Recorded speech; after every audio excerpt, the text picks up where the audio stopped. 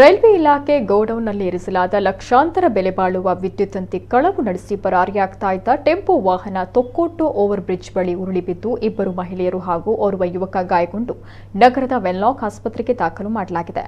ವಾಹನದಲ್ಲಿದ್ದ tempo ಚಾಲಕನನ್ನ Ullal ಪೊಲೀಸರು ವಶಕ್ಕೆ ಪಡೆದುಕೊಂಡು ರೈಲ್ವೆ ಪೊಲೀಸರಿಗೆ ಹಸ್ತಾಂತರ ಮಾಡಿದ್ದಾರೆ.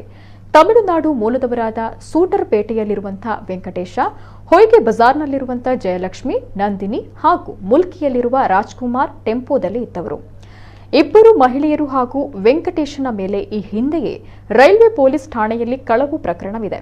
ಆರೋಪಿಗಳು ಸೋಮೇಶ್ವರ ಬಳಿ ರೈಲ್ವೆ ಕಾಮಗಾರಿಗೆ ಗೋಡೌನ್ನಲ್ಲಿ ಇರಿಸಲಾದ ವಿದ್ಯುತ್ ತಂತಿಯನ್ನ ಟೆಂಪೋದಲ್ಲಿ ಕಳವು ನಡೆಸಿ ಮಂಗಳೂರು ಕಡೆಗೆ ಹೋಗ್ತಾ ಇದ್ರು. ಸೋಮೇಶ್ವರದಿಂದ ಉಳ್ಳಾಲ ಮೂಲಕ ತೊಕ್ಕೋಟು ಕಡೆಗೆ ಬರುವಾಗ ಇಳಿಜಾರು ರಸ್ತೆಯಲ್ಲಿ ನಿಯಂತ್ರಣ ಕಳೆದು ಟೆಂಪೋ ಉರುಳಿ ಬಿದ್ದಿದೆ. ಪರಿಣಾಮ ಹಿಂಬದಿಯಿದ್ದ ಜಯಲಕ್ಷ್ಮಿ ಹಾಗೂ ನಂದಿನಿ ರಸ್ತೆಗೆ ಉರುಳಿಬಿದ್ದು ಅವರ ಮೇಲೆ ಕಬ್ಬಿಣದ ತಂತಿಗಳು ಬಿದ್ದು ಗಂಭೀರವಾಗಿ ಗಾಯಗೊಂಡಿದ್ದಾರೆ. ವೆಂಕಟೇಶ ಮತ್ತು ರಾಜ್ಕುಮಾರ್ ರಕ್ಷಣೆಗೆ ಬೊಬ್ಬಿಟ್ಟಾಗ ಸ್ಥಳೀಯರು ಆಗಮಿಸಿ ತಂತಿಯಡಿಯಿಂದ ಮಹಿಳೆಯರಿಬ್ಬರನ್ನ ರಕ್ಷಿಸಿ ಮಂಗಳೂರಿನ ವೆನ್ಲಾಕ್ ಆಸ್ಪತ್ರೆಗೆ ದಾಖಲು ಮಾಡಿದ್ದಾರೆ. ಪೊಲೀಸರು ವಿಚಾರಣೆ ನಡೆಸಿದಾಗ ತಂತಿಗಳನ್ನು ಕಳವು ಮಾಡಿ ಸಾಗಿಸ್ತಾ ಇರೋದು ಬೆಳಕಿಗೆ ಬಂದಿದೆ.